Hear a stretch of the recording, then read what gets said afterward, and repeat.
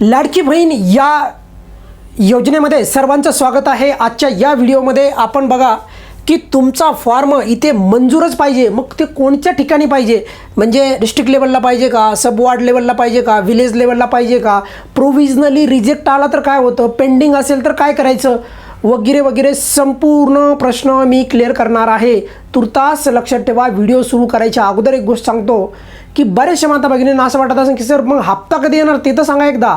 तरी एक लक्षात ठेवा, ज्यावेळेस पहिला हप्ता मिळाला त्यावेळेस लोकांना वाटलं की दुसरा काही मिळणार नाही, दुसरा मिळाला त्यावेळेस वाटलं की चुनावी जुमला आहे, तिसरा मिळाला त्यानंतर वाटलं की आता इथून पुढे काय मिळणार नाही, असं करून करून एकूण 5 हप्ते मिळाले। आज मी तुम्हाला सांगतो आहे सरकार स्थापन होऊ द्या, सरकारला पण माहीत आहे त्यांच्यावरची जबाबदारी खूप वाढलेली आहे लाडकी बहीण योजनेची। आता तुम्हाला मध्ये काही वेगवेगळ्या पण लोक न्यूज पण देत असतील की असं झालं तसं झालं, हे झालं ते झालं।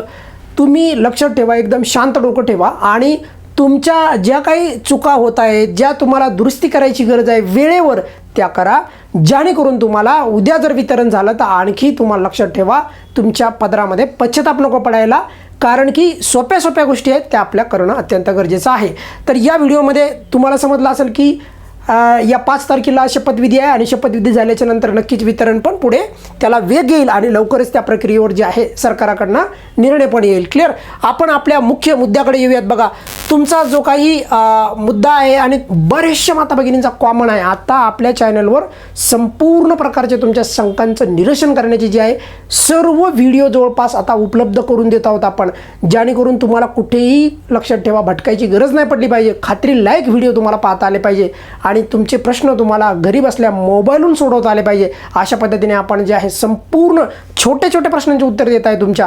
अशा प्रकारचे व्हिडिओ तुम्हाला कुठेही मिळणार नाही, कुठेही यूट्यूबमध्ये सुद्धा नाही सापडणार। क्लिअर। बघा, तुमचा फॉर्म इथेच या ठिकाणी मंजूर पाहिजे, म्हणजे लेवल आहेत 4 लेवल, डिस्ट्रिक्ट लेवल, सब वार्ड लेवल, कुणाकुणाच्या पूर्वी बघा विलेज लेवल पण यायची बघा। त्यानंतर बघा प्रोव्हिजनली रिजेक्टेड असं पण बऱ्याचशा लोकांना आला। हे कधी आलं माहिती आहे का, ज्यावेळेस वितरणाचा शेवटचा टप्पा चालू होता का त्यावेळेस प्रोव्हिजनली रिजेक्टेड म्हणून बऱ्याचशा माता भगिनींना आलं, त्यांना पैसेच मिळाले नाही। क्लिअर। मग अशा लोकांसाठी कोणत्या टप्प्यामध्ये आपला फॉर्म मंजूर पाहिजे, कुठे पाहायचा आहे वगैरे वगैरे सर्व तुमच्या शंकांचे निरसन यावर असणार आहे की मंजुरीचे फॉर्म मंजुरीचे टप्पे कोणते आहेत, या 4 टप्प्याच्या आपण A to Z माहिती घेणार आहोत। आणि सर्वात महत्त्वाचं म्हणजे पेंडिंग असेल तर काय करायचं, असे सर्व प्रश्न। क्लिअर। मग आता आपण एक एक मुद्द्याकडे जाऊयात आणि कुठे तुमचा फॉर्म मंजूर पाहिजे या 4 टप्प्यापैकी मस्ट आहे तिथं मंजूर पाहिजे म्हणजे पाहिजे ते पण मी सांगतो। त्यानंतर मला नाही वाटत तुम्हाला की या प्रकारचा आणखी तुम्हाला व्हिडिओ पाहायची गरज पडेल, अजिबात तुमच्या मनामध्ये शंका राहणार नाही। पहिला मुद्दा, एक एक मुद्दे आपण क्लिअर करीत जाऊयात। हे जे मी सांगितलं ना तुम्हाला अगोदर, बघा हे जे काही मी तुम्हाला सांगितलं पायऱ्या, डिस्ट्रिक्ट लेवल, सब वार्ड लेवल, आता याच्यातली एक एक पायरी सांगतो तुम्हाला आणि पटपट सांगतो, काही काळजी करू नका, स्पीडनं सांगतो तुम्हाला। पटकन व्हिडिओ ऐकून काम करता करता तुम्ही ऐकत असाल तरीही काही प्रॉब्लेम येणार नाही, तरीही समजेल तुम्हाला, अशा सोप्या पद्धतीने सांगतो। बघा, पहिलं तर विलेज लेवलला बऱ्याचशा माता भगिनींचा फॉर्म पेंडिंग असतो आणि मी तर असं म्हणेन 70-80% माता भगिनींचा फॉर्म आणखी पण पेंडिंगमध्ये आहे। मग आता तुम्ही म्हणाल की सर अच्छा, म्हणजे विलेज लेवलला जर फॉर्म पेंडिंगमध्ये असेल तर मग याचा अर्थ पैसे मिळणार नाही, तर अजिबात नाही। विलेज लेवलला जर फॉर्म पेंडिंगमध्ये असेल तरीही पैसे मिळतात, मिळालेले आहेत आणि मॅक्झिमम लोकांना मिळालेले आहेत। त्यामुळे विलेज लेवलला फॉर्म पेंडिंग जरी असला तरीही काळजी करायचं नाही, त्यामुळे मी विलेज लेवलवर काळजी करायचं नाही असं तुम्हाला सांगत आहे। पुढे बघूयात आपण सब वार्ड लेवल। सब वार्ड लेवल काय आहे, बऱ्याचशा ठिकाणी वार्ड असतात तर तशा सब वार्ड लेवल पण एक फॉर्म चेकिंग करायचे, कारण इथे पण चेक होणार आहे, विलेज लेवलला चेक होणार आहे, पण जर का तिथे पेंडिंग असेल तर त्यामुळे पैसे थांबत नाहीत। पैसे कुठे थांबतात आणि कुठल्या लेवलला 4 पैकी मंजूरच पाहिजे ते सांगतो। बघा, सब वार्ड लेवलला जर का पेंडिंगमध्ये असेल सर फॉर्म, तर याचा अर्थ आम्हाला पैसे मिळणार की नाही, हे बघा, जोपर्यंत तुम्हाला या प्रश्नांची उत्तरे कळत नाही तोपर्यंत तुम्ही कितीही व्हिडिओ पहा काही फायदा होणार नाही।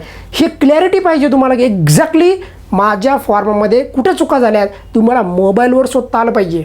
जर हे करता आलं तर तुम्हाला अडचण येता कामा नाही, म्हणजे तुम्ही असं नाही म्हणणार परत की सर मी ऑगस्टमध्ये फॉर्म भरला होता।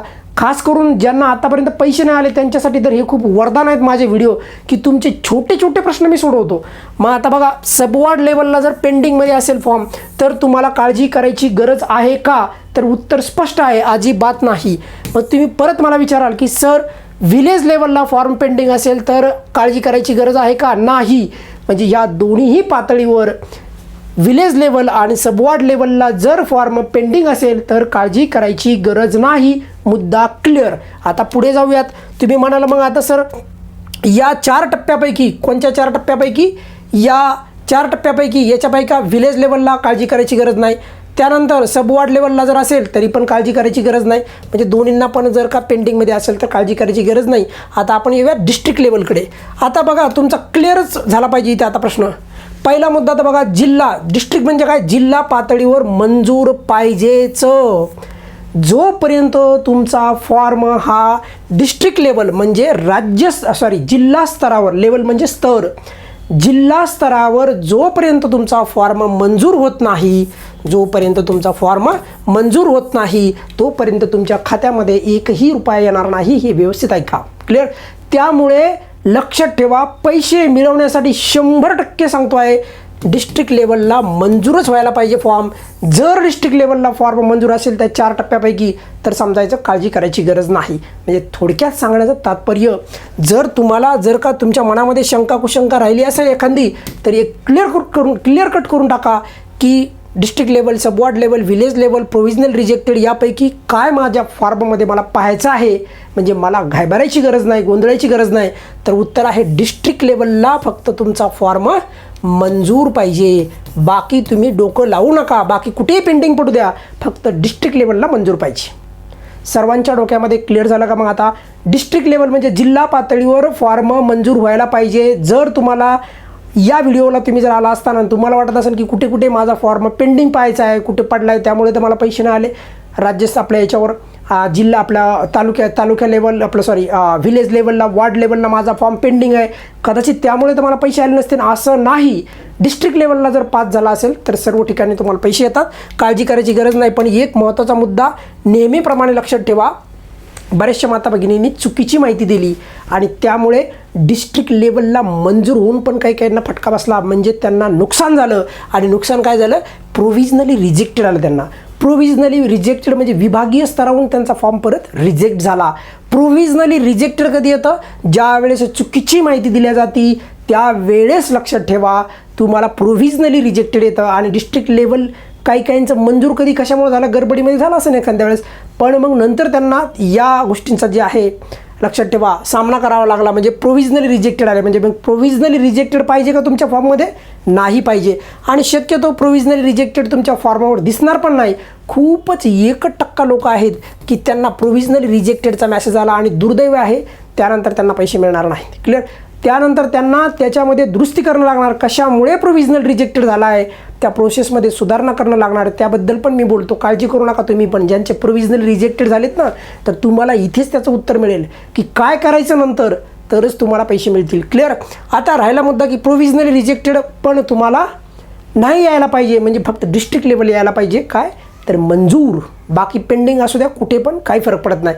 पण आता तुम्ही असं म्हणाल की सर बघा डिस्ट्रिक्ट लेवल मंजूर आहे, क्लिअर, पण काही लोक म्हणतात की मग आता आमचा फॉर्म क्लिअर आहे, म्हणजे डिस्ट्रिक्ट लेवल मंजूर आहे म्हणजे क्लिअर आहे. पण काही लोक असे पण असतील की आजपर्यंत पण माझा फॉर्म पेंडिंगमध्येच आहे. आणि ही लक्षात ठेवा, खूप दुर्दैवाची बाब आहे. असं जर असेल, वितरण सुरू झालं की अंगणवाडी सेविकेकडे तुम्ही लवकर या बाबतीत जे आहे त्यांना मदत मागायची आहे. जर पेंडिंग कंटिन्यू असेल तर पेंडिंग का होतो फॉर्म? ज्यावेळेस अधिकाऱ्याकडे फॉर्म जो आहे, अधिकारी ज्यावेळेस बोर्डवर त्याला म्हणजेच त्याच्या स्क्रीनला दिसत असतो आणि कुठले तरी कागदपत्र क्लिअर नसतात, कुठेतरी कामाचा बोज असतो, बऱ्याचशा काही गोष्टी असतात, त्यामुळे कदाचित तुमचा फॉर्म पेंडिंगवरच दाखवतो, म्हणजे थोडक्यात तो अधिकाऱ्याच्या पुढे असतो. क्लिअर. आणि अशा स्थितीमध्ये त्याला कोणीही काही करू शकत नाही, हेही लक्षात ठेवा.